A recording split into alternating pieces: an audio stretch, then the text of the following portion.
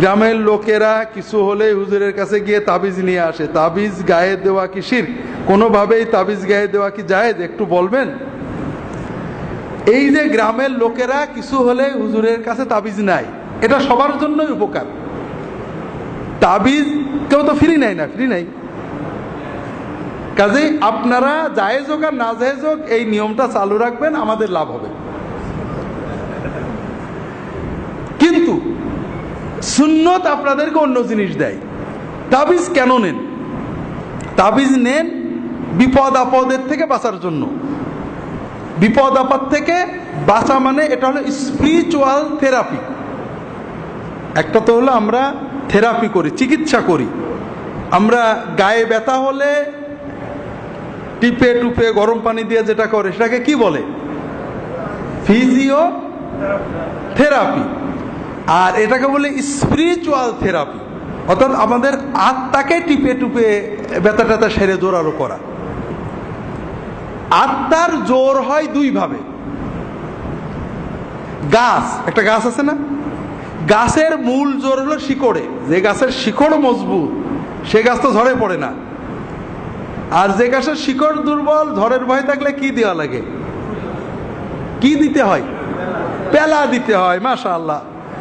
তো জোর দুই ভাবে হয়, একটা হলো শিকড়ে, একটা হলো পেলাই। আত্মার জোর মূলত হয় আপনি যখন আল্লাহর জিকির করবেন নিজে।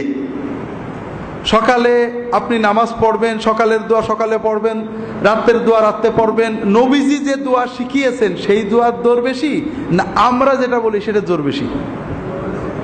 আপনি সকালে সন্ধ্যায় সুন্নত দোয়াগুলো জিকিরগুলো পড়বেন, আপনার শিকড়ে জোর এসে যাবে। আর যখন আপনার শিকড়ে জোর থাকবে না তখন আমরা ফু দেব, ফুর জোর পাবেন, অথবা তাবিজ দেব, তাবিজের জোর পাবেন। এখন আপনার জন্য সুন্নত বলে তুমি শিকড়ে জোর করো, আর আমরা বলবো না বাবা শিকড় দরকার নেই, আমরা পেলা দিই, শুধু টাকা দিবা। আপনার জন্য কোনটা সুবিধা? কোনটা সুবিধা হবে বলেন না? এই জন্য সুন্নত পদ্ধতি হলো আপনারা নিজেরা সকাল সন্ধ্যা আমল করবেন। এরপরেও যদি কোনো প্রবলেম হয় হুজুরদের কাছ থেকে ফু নেবেন। ফু নেওয়া, পানি পড়া নেওয়া, ঝাড়ফুঁক দেওয়া, এগুলো সুন্নত। তাবিজ দিতে রাসূল নিষেধ করেছেন, অনেকগুলো হাদিস আছে। আলেমরা কেউ কেউ জায়েজ বলেছেন কোরআনের আয়াত দিয়ে। তবে সবসময় মনে রাখবেন রাসূলুল্লাহ সাল্লাল্লাহু আলাইহি ওয়াসাল্লাম যে নিয়ম আমাদের দিয়েছেন এর চেয়ে ভালো আর কিছু হতে পারে না। রাসূলুল্লাহ সাল্লাল্লাহু আলাইহি ওয়াসাল্লাম যখন যেটা দিয়েছেন এটা আমাদের জন্য কল্যাণকর। এই জন্য আমরা তাবিজ না নিয়ে, এবং আপনারা আমার কাছে একজন আসছে, আলহামদুলিল্লাহ ভালো মানুষ না হলে আসতেন না, আমার কাছে একজন আসছেন, বলেন যে হুজুর আমি তদবির করি। আসছে কোথায় আপনাকে বলি, এই এখানে ভাইরা আছেন সিরাজগঞ্জে, আমি এক জায়গায় মাহফিলে গেছিলাম, ওখানে বোধহয় তিনি আসছিলেন। বলেন যে হুজুর আমি তাবিজ করি।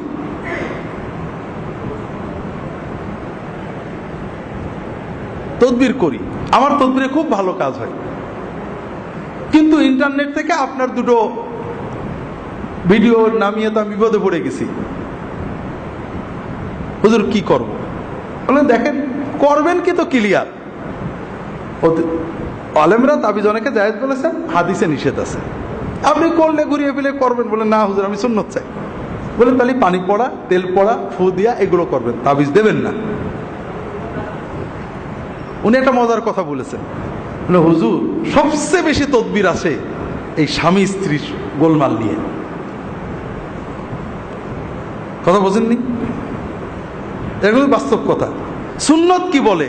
সুন্নত মতো আমল করেন, সুন্নত মতো স্বামীর সাথে সম্পর্ক করেন, সুন্নত মতো স্ত্রীর সম্পর্ক করেন, সুন্নত মতো উভয় রাত্রে 2 রাকাত তাহাজ্জুদ পড়েন, স্বামী স্ত্রীর মিল থাকবে, তদবির লাগবে না। কিন্তু সেক্ষেত্রে আমাদের লস হয়ে যাবে, কারণ টাকা বেশি দেওয়া হয় কোন তদবিরে? এই স্বামী স্ত্রীর তদবিরে। স্বামী কোটিপতি আসে আমাদের কাছে আছে দোয়া নিতে, আমরা তাবিজ দিই না তো, দোয়া টোয়া নেই, পয়সা দেয় না, আমি বইটই দিয়ে দিই আর কি।